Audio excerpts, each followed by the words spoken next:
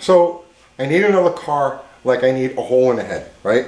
But sometimes, you know, okay, so I was just sanding on the duster, getting ready to paint that, and I stopped for a minute, take a break. I go on Facebook, and my buddy Al Castillo just lists this car here. This is the color of this. Okay, so he just lists this car, right? And I'm like, okay, so I'm like, I know this car because this car was used as a sign in front of a Cuban restaurant about 5 years ago, and I tried to buy it, and I got one like stupid money for it. So I was like, yeah, okay. So I messaged Al. I says, hey Al, what's the absolute bottom dollar you'll take for that car? And he made me an offer I can't refuse. Like I can't refuse it. So I have to go pick this car up. It's not a project. It's not a project car. It's like a just get in, turn the key, drive it, slant six, 300. So I bought it. So let's go now and see what I bought and get it back here. Come on.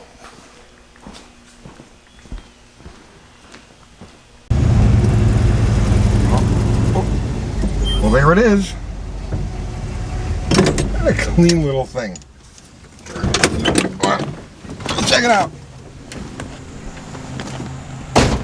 Oh, what? Where are you? Neverland. What's up, brother? Here, take my money. What did I buy? One 1966 Dodge Dart 4-door grab-all cruiser. Let's go to town. Let's go to town. This thing is like, oh yeah. Yeah, just needs a little paint right there. Not a big deal. Solid. That's it. That's the only rot on that quarter panel. Yeah. How are the floors? Floors, from what I can see, are not bad. Everything's pretty much intact. Oh yeah. And this thing runs and drives. Yep.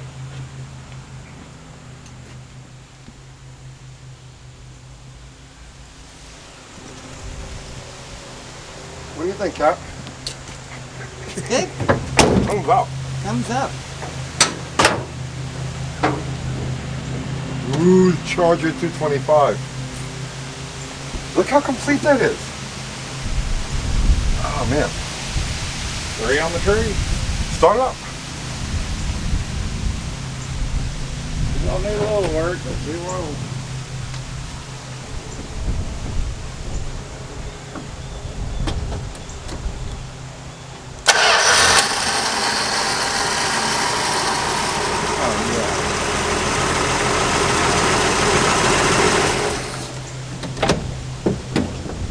Did it stall? Yeah, turn it on. Oh. That's all we get? That's all right. We're going to drive it home now. This will make it back to Murfreesboro. If it don't, will you come and get me? I'll come and get you. Let's take this thing home. All right, Uncle Kathy, you drive that. I'll drive this. That came out good, bro. It's not too bad, right? It's a little wavy. I'm making amends right now for that green duster. Yeah, I've been watching that. Yeah, I'm gonna paint it. I was sanding on the car. I stopped for a minute. You know what I mean? Just take a break. And I turned on Facebook and I seen this. I said, okay, great. No, I've been so busy working on that house in Alabama, I ain't had any time for anything. You have this guard emblem by any chance? I will. Okay, I don't know. I gotta ask. I gotta ask everybody to come. I got a nice vintage Dodge hubcap. The vintage stuff. This thing's got a hubcap, right? Oh no, this one's like one of the old trucks.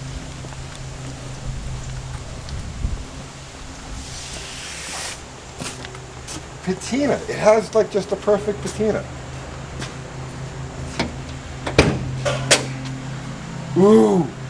Look here, this is something you don't see every day.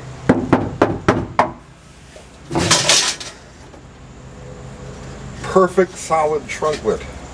Trunk floor rather. Bumper jack. And that's the rest of the trim to the car. Actually, it goes this way. See? That's why I get paid the big bucks. Wow. It's like 1940s. Yeah, Ethan Spring gave it to me because he knows I like Dodges, and they found it on one of his grandfather's farms out back and gave it to me. Where's So- the rest of the truck? Exactly. But I'm gonna get it all polished up and hang it up with some wall art. So you got our bumper jack, our trim that's missing off the car. Dude, I stole this thing from you. Yes, I know. but it's going to a greater good. It is. It is. Actually, I already know. I've already got a couple of videos of mine to do with this car. But first, I want to just drive it home. Now, of course, you know the original reason why I bought this thing. You were going to use this. As a parts car. Yeah. See, I talked you out of it, right? Right, and the car was in such good shape, I just couldn't bring myself to do it. So I sold the project. Sold the project, kept the parts car. It'll never be a parts car. I will make sure that this car, for as long as it's in my hands and until it leaves my hands, is going to go to the right home. Well, I mean, they're still It's a out there. survivor. I mean, you just got to look. This is the only ugly on the whole car, really. I mean, even What I that like stuff. about it is, you know, we talked about before, I love the original 13-inch wheels. Yep. They're hard to get rubber for. And as I talked to a couple of my friends and stuff, I said, look at it, it's kind of like already a low rider, but it's not. It has a definite lowrider thing. I have to leave. I have to go. I have to drive. Thank you, sir. Thank you.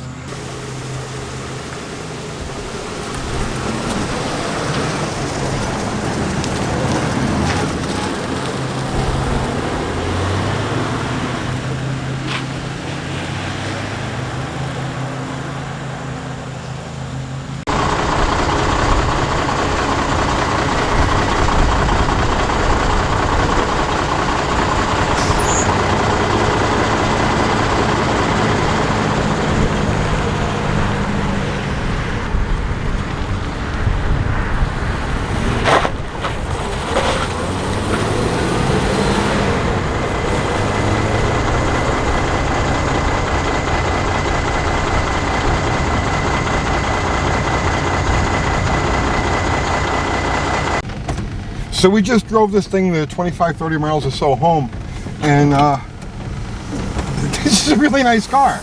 I gotta feel bad. I think I stole it from Al. Let's go for a quick ride here. The clutch is a little chattery.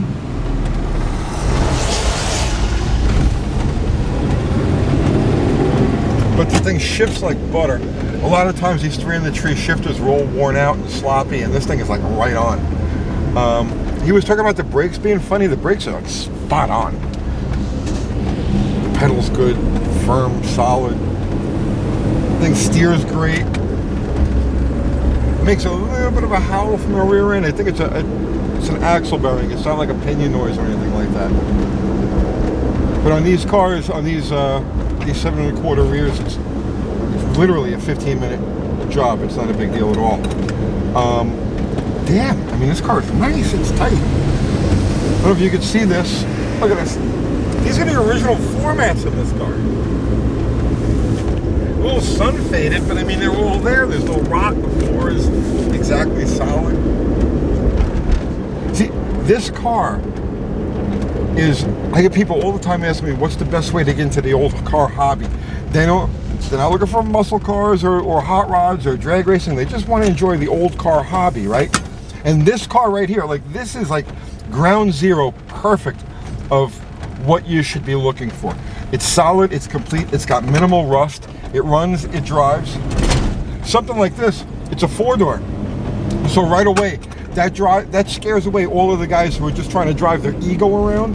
If you're looking for just the feel, the smell, the look, the experience of driving a vintage American car, you know, a 60s car. I mean, this is exactly it. You can find this as like, you can find a 4-door Nova of the same basic thing, a Falcon or a, you know, any of those cars. AMC Rambler, they're all the same. These basic bread and butter 1960s American economy cars are just too much. And they're perfectly suited to day-to-day traffic, you know? I don't know exactly what this car needs to be truly roadworthy. I mean, it's roadworthy right now, but I don't know my way through it.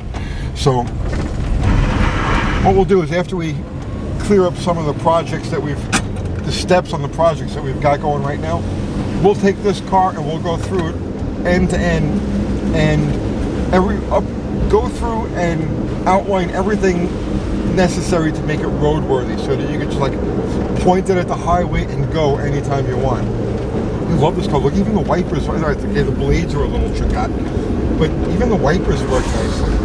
I just want to drive this thing around for a while. Thanks, Al. I appreciate it, bro. See you tomorrow.